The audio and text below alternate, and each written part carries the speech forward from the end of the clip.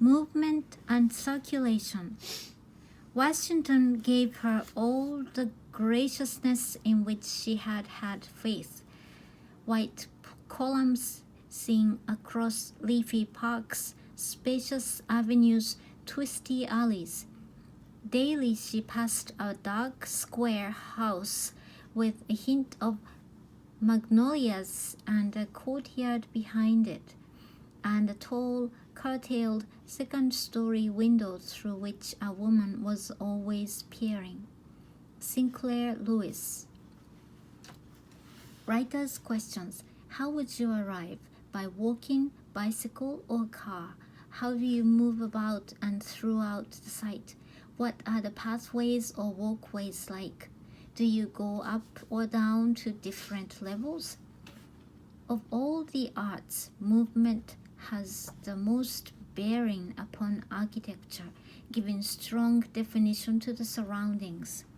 Movement refers to the sequence of entering a space, say a front walkway and stairs, of moving under the eaves and through the doorway. Our movement through space is determined by our instincts and our moods, based on a continual stream of subtle judgments about the environmental cues around us. Observe how people move through a room or space. Do they feel comfortable boldly crossing across the middle, or do they quietly skirt along the edges? Mood as related to movement can be observed clearly in children and their utter delight in skipping across the cracks in the pavements, or their toe-dragging sulk after being scolded. Children find fascination in the sensation of mounting steps, how big they are, darting into the recessed entryways of each storefront as they pass, dragging a stick across the face of a picket fence or subway gate, or balancing along the top of a low wall or the edge of a fountain.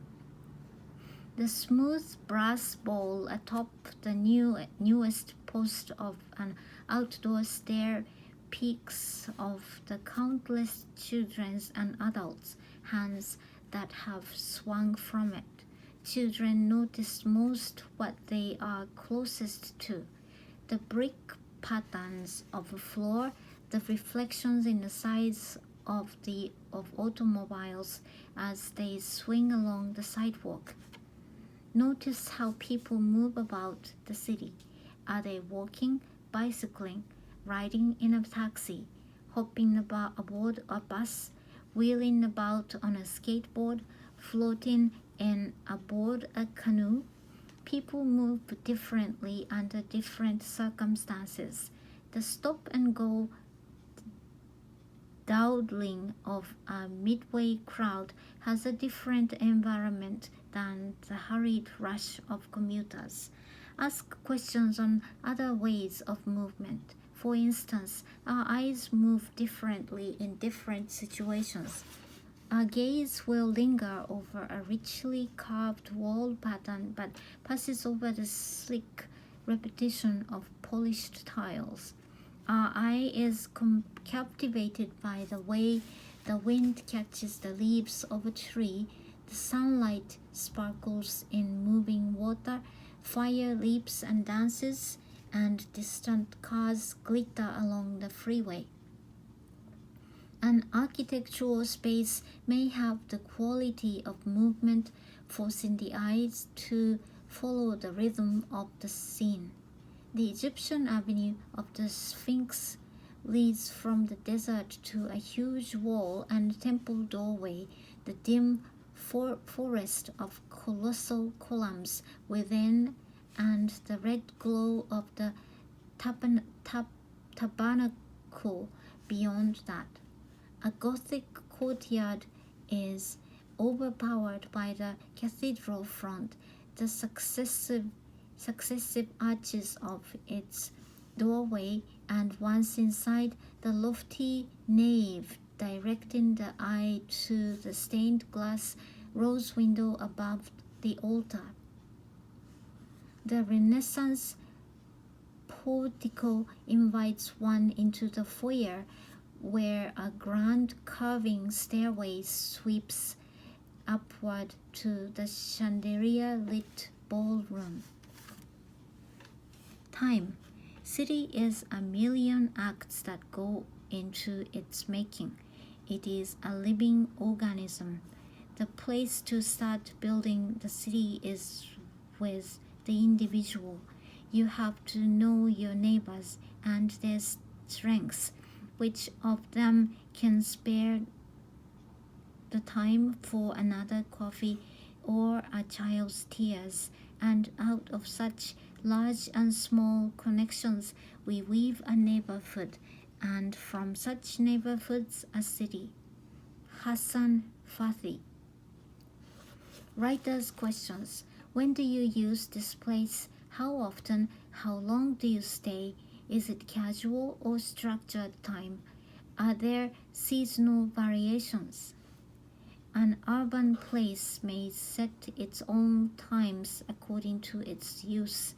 The rush of early commuters, the lull before the shoppers, the lunchtime crowds who search for a place in the sun to eat their sandwiches, the evening desertion of some areas, the crowds of theater goers in others.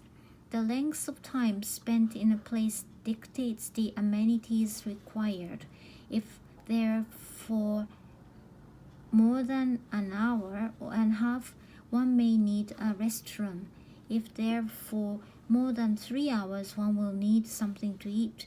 Thus, the inner circles of our bodies have effects on the requirements of our built surroundings.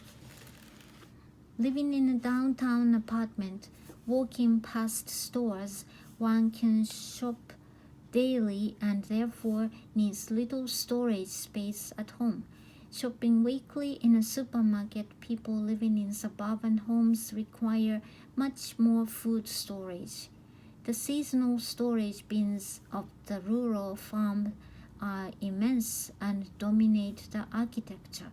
In this way, temporal cycles of food production and consumption have their effects on the immediate environment. Seasonal variation must be accounted for as well. The times of the year we use certain environments and the times a place is not used because of seasonal weather changes. The skating rink and ski lodge, the outdoor pool and open-air cafe. The requirements for efficient work are different from those for the design of leisure time. Some places must be designed for structured time when people all arrive or leave at a stated time. Theater, classroom, office. Others will be designed as an open forum where people can arrive and depart at random without disturbing the central activity. Shopping center, restaurant. There are also special times in the life of some places, occasions that are infrequent but important to the continuity of the community in a religious, social, political, or economic way. Festivals, street fairs, parades, farmers' market, rallies, and other special events may mark particular points in the calendar and be associated with particular locations, as are times of tranquility with special environments. Shadows lengthen. The sunlight fades from cloud to cloud, kindling their torn edges as it dies from softness to softness down the prairie sky. A lone farmhouse window briefly blazes. The prairie bathes in the mellower, yellower light, and the sinking sun becomes a glow and golden glowing on the prairie's edge. W. O. Mitchell. mood, and aura. Earth has not anything to show more fair. Dull would he be of soul who could pass by a sight so touching in its majesty. This city now doth like a garment wear the beauty of the morning, silent bare, ships, towers, domes, theaters, and temples lie upon unto the fields and to the sky, all bright and glittering in a smokeless sky. Never did sun more beautifully steep in his vast splendor valley, rock or hill. Ne'er so I never felt a calm so deep. The river glideth at his own sweet will. Dear God, the very houses seem asleep, and all that mighty heart is lying still. William Wordsworth. Writer's questions. What is the feeling of the place? Is the space active, tranquil, casual, exciting, somber? The answers influence the considerations of architectural style and the choice of materials. Places may evoke a certain mood, or one may associate certain places with feelings once felt there. For example, there is a lingering melancholy in cemeteries, even if a loved one has never been laid to rest there. A riverbank once played on a childhood will forever give one a feeling of warmth, even if the water is now polluted and the banks are thick with weeds.